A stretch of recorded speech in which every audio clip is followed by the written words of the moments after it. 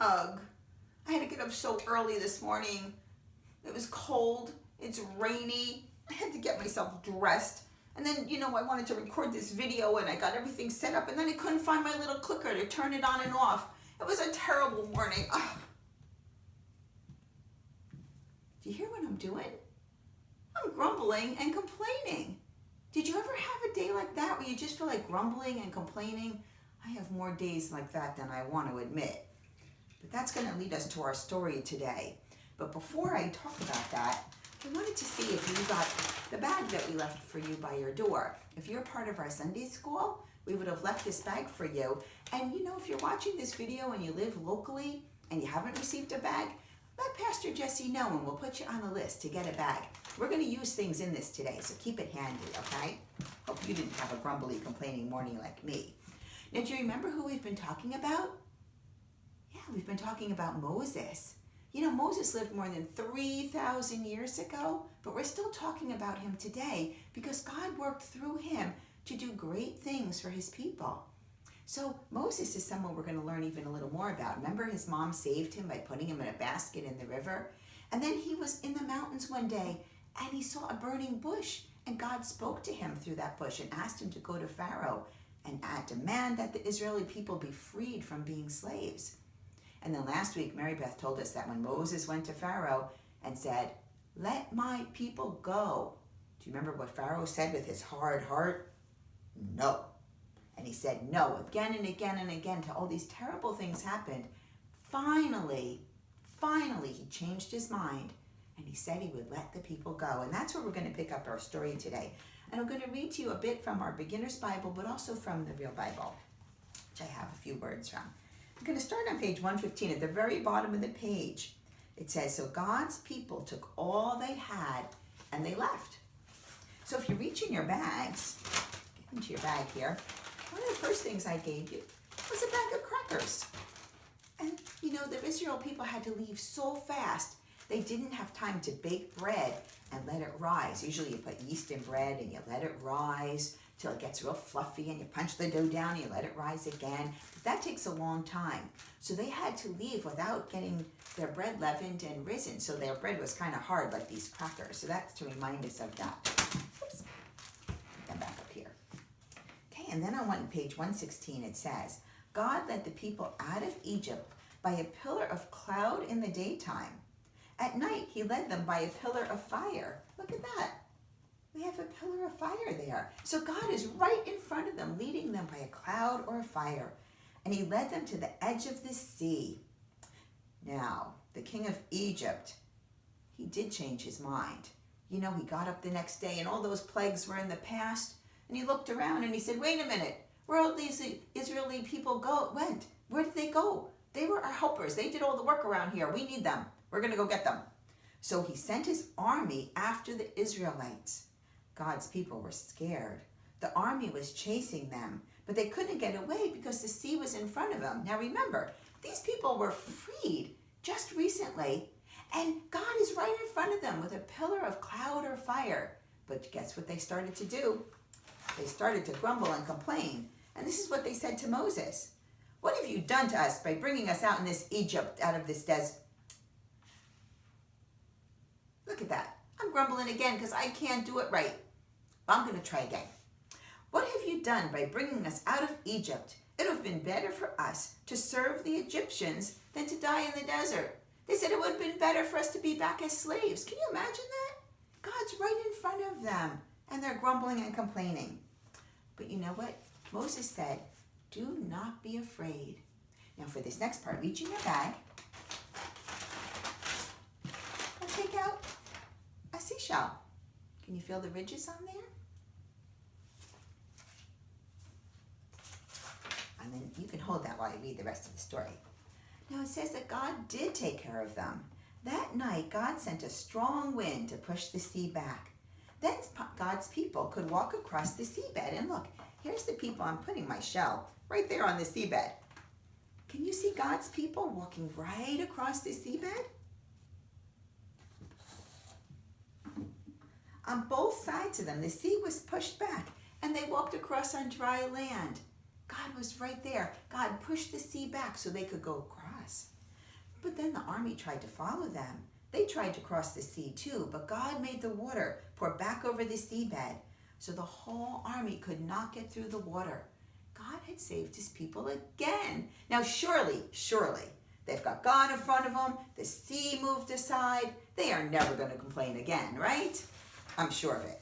Because, gosh, God is with them. Let's see what happens next. God's people traveled a long way. Then they began to grumble and complain again. They couldn't find food. So they started to say, if we had only died by the Lord's hand in Egypt, there we sat around pots of meat and ate all the food we wanted, even though they were slaves. They're complaining that they had enough food back there. But you brought us out here in the desert to starve the entire assembly to death. They're complaining again. God's in front of them. God pushed the sea aside, but they still don't trust God. You can reach into your bags and see if you have a feather in there. You see the feather?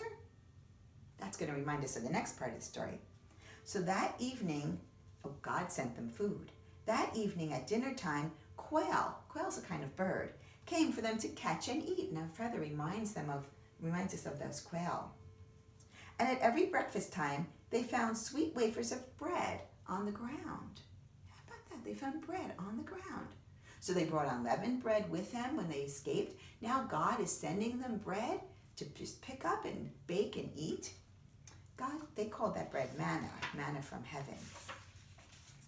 So surely now they will never complain again, right? God is in front of them and leading them.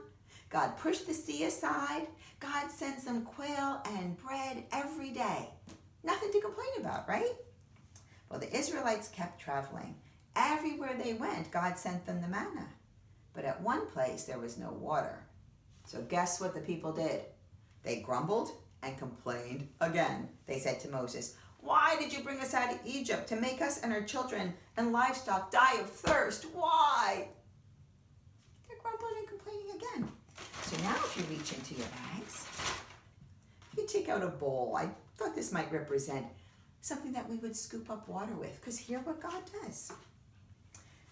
The people said to Moses, "Give us water to drink." And Moses said, "God, what should I do?"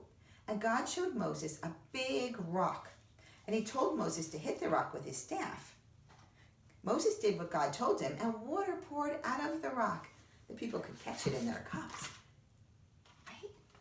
And they drank all they wanted. So here, I'm going to show you, here is the manna from heaven and the quail that they cooked. So God gave them food. And here they are with their bowls. And Moses struck the rock because God told him to, and water came pouring out. Now surely they won't complain again. God is leading them with a pillar of cloud or fire. He pushed the sea aside. He gives them manna, bread, and meat every single day. Now the water comes out of the rock. But the Bible tells us that the people continued to complain. They wandered around that desert for 40 years, whining and complaining all the time. How about that? Do you ever do that? Do you ever find yourself whining and complaining and whining like I told you before? I find myself, I do that too much.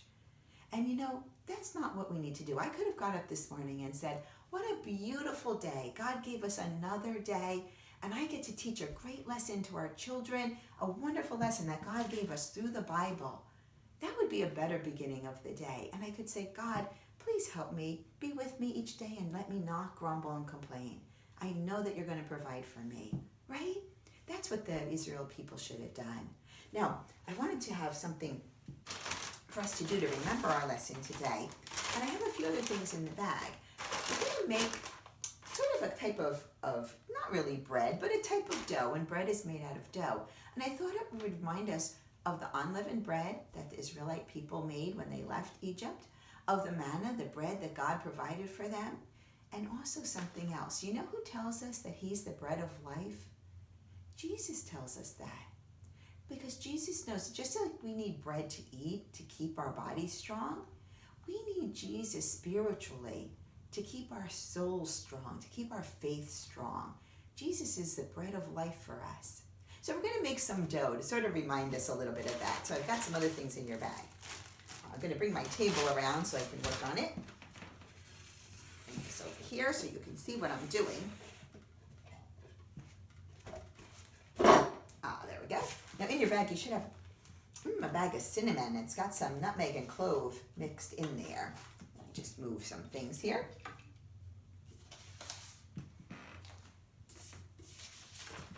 Okay, we're going to open the bag and we're going to pour most of it, but not all of it, right into our bowl. You can just keep a little spoonful still in your bag. Okay, we'll need that in a little while. And then in the bag, you should have applesauce. So you can take a spoon. I forgot to tell you, you do need a cup and a spoon for this. And you're going to pour the applesauce right there into your cinnamon. Okay, put this down here. And then we have a container with some glue. And guess what? Now, actual bread, right, doesn't have glue in it, although you could have bread that has some cinnamon. But this, we need to put some glue. So we're going to also pour the glue right there into the same little bowl. And we're going to stir that up real careful so it doesn't come flying out of there. See it in there? We're going to stir that up.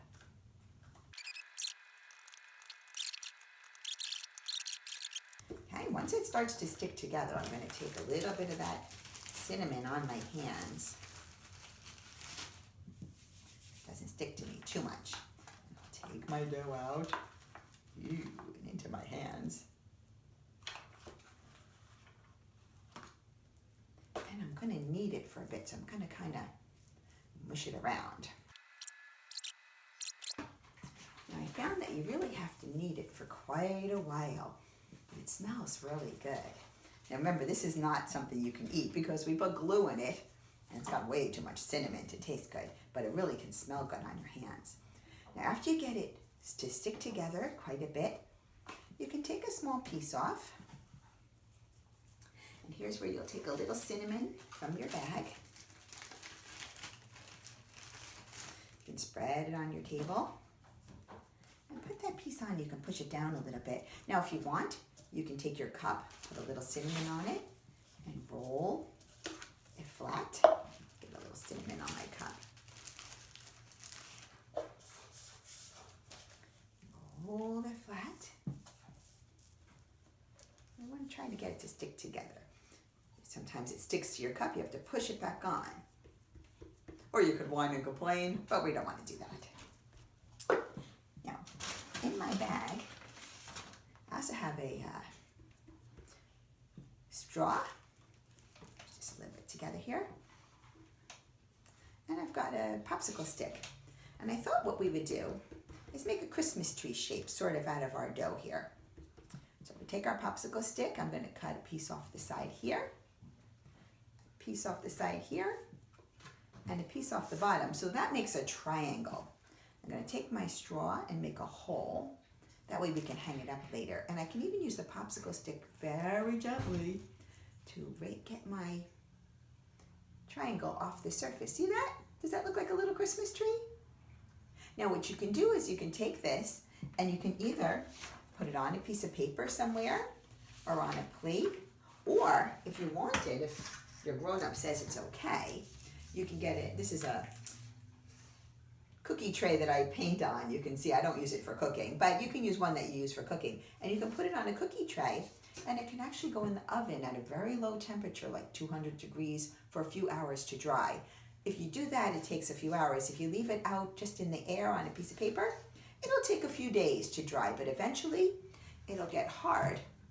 Kind of like this. This is one I made with a cookie cutter a few years ago. You can use cookie cutters too if you want. And then you can tie your string on it. And you know, we're going to ask you to do something special. If you're able to make an extra one to give back to the church once it's hard, we'd like to give it to some of the folks who can't get out of church because of the coronavirus. We're going to make something special for them, and we'd like to include one of these so they can hang it up and they can remember that Jesus is the bread of life. They could smell how delicious and good that is. Okay, and also remind them of the Exodus, the story of the of the Israelite people leaving the Egyptians and being rescued by God again and again. And that reminds us of God being here with us as well. All right, so give it a try. It can be a little frustrating sometimes because the dough is a little finicky, but it is fun to play with. So play all you want. And again, when you dry it, just want to make sure it's not big and round because it takes forever to dry. Just make sure it's nice and flat, whatever shape you want. Okay? Can we say a prayer now? And have fun with your dough. Okay, fold your hands and bow your heads. Dear God, I pray for all your people, and especially for the children of our church, for the times when we face difficult challenges. I pray that you allow us to cast our burdens on you, trusting that you hear our prayers and respond in love. I ask you to hear our cry for help. I pray that we will not be afraid, we will not grumble and complain, but instead stand firm. May we see the deliverance that you plan for us. Help us live our lives in a way that brings glory to you and to your Son, Jesus Christ. In his name we pray. Amen. And you know, I actually put a link, I hope Pastor Jesse put a link on the YouTube, the FaceTime rather, video for a song called Cast Your Burdens. And it might be a fun song to listen to while you're playing with your cinnamon dough. So you can listen to that as well. We can cast our burdens on Jesus. We can complain, put our complaints on Jesus. We can ask Jesus to help us to be strong and to be positive and to know that God is always there and that we can trust God. Amen.